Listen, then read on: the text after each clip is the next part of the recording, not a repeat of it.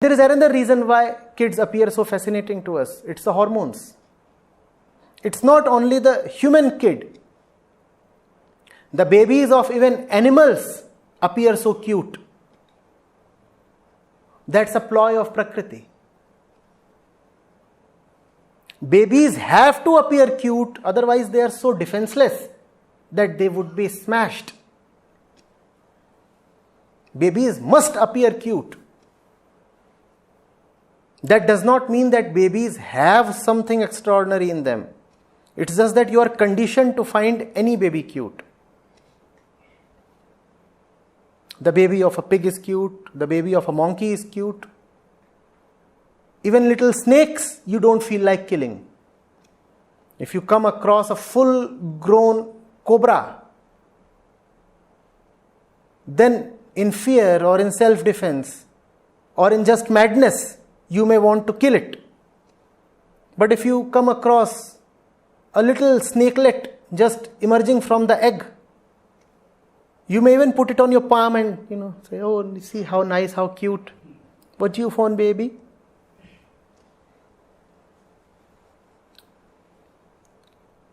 Prakriti does it so that the snake species may survive.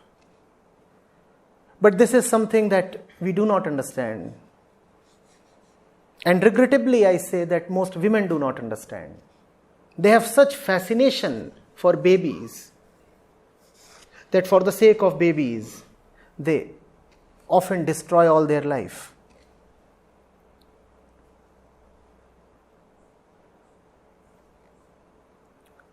I'm not saying that men do not have that fascination. Many men also have that fascination, little babies. It doesn't matter whether it's a man or a woman.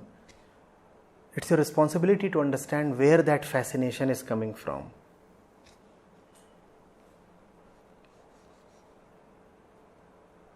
Biological, sexual. Obviously, if you want to have kids, then sex becomes legitimized. Not only legitimized, sex then becomes venerable. So many strands of thought, so many religious schools have emphasized that the only rightful purpose of sex is procreation. So if you want procreation, then sex is okay. Get out of this obsession with kids. The more you obsess with kids, the more you show how body-centered, egg-centered, and Prakriti-centered you are.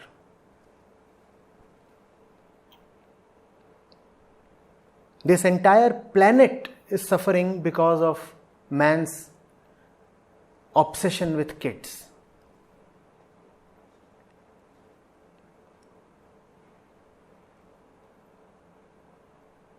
You produce kids as if the kid would forever remain a kid. You totally forget that the kid would soon, very, very soon, be a fully grown-up individual. But for 3 years of Kuchiku, you burden the planet with 100 years of the excreta of that full-grown individual. For how many years do you get to Kuchiku the kid? 3 years. And for how many years does that kid destroy the planet? 100 years. You do not see that. After 3 years, do you pack the kid back and parcel it back to your uterus? After 3 years, you leave the kid upon the world. Or you say that now I am busy preparing for the next one. So this one can now go out and destroy the streets.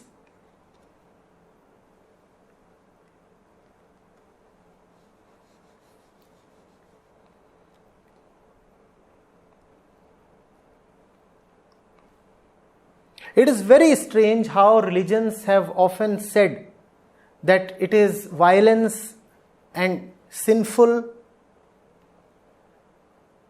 to kill. But no one has ever emphasized that there is great violence in procreation.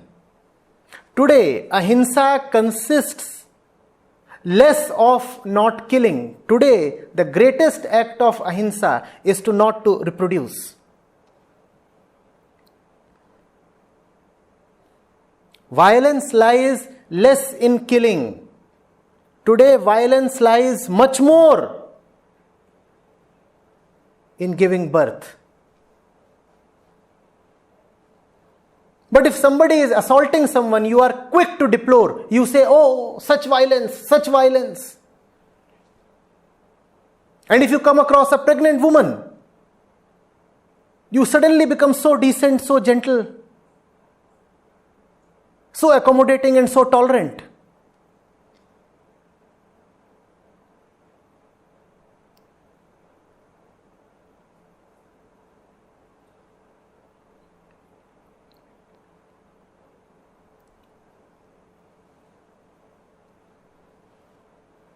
If someone practices black magic, then you say that he is, badly conditioned by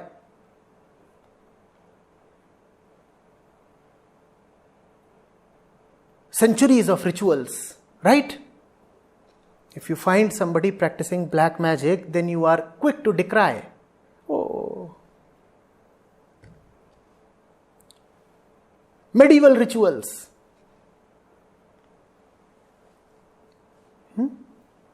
And how old is this ritual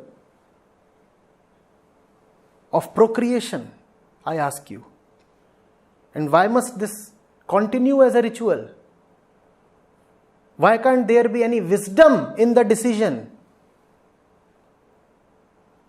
Why must you habitually procreate? Why must you take it as an obligation to procreate? Why must you feel that a part of your life remains unfulfilled if you are childless? Is it not hoodoo and voodoo and black magic to believe so much in maternity and pregnancy and the fullness of the nest?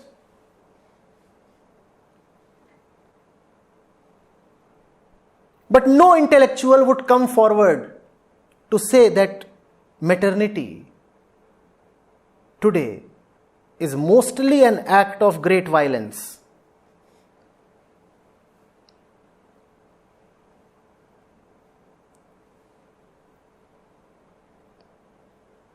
We keep on talking of saving life.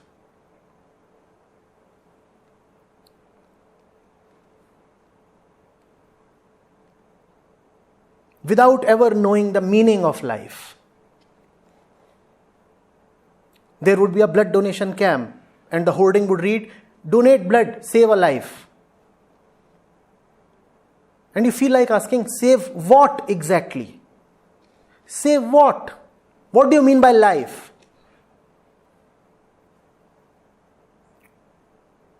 A breathing mass of flesh, that's life? What's life?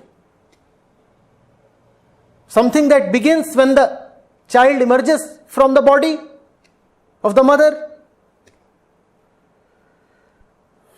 What is life? Do you really want to save life? Then first of all, learn what life is. Then you will really be interested in life and much less interested in giving birth.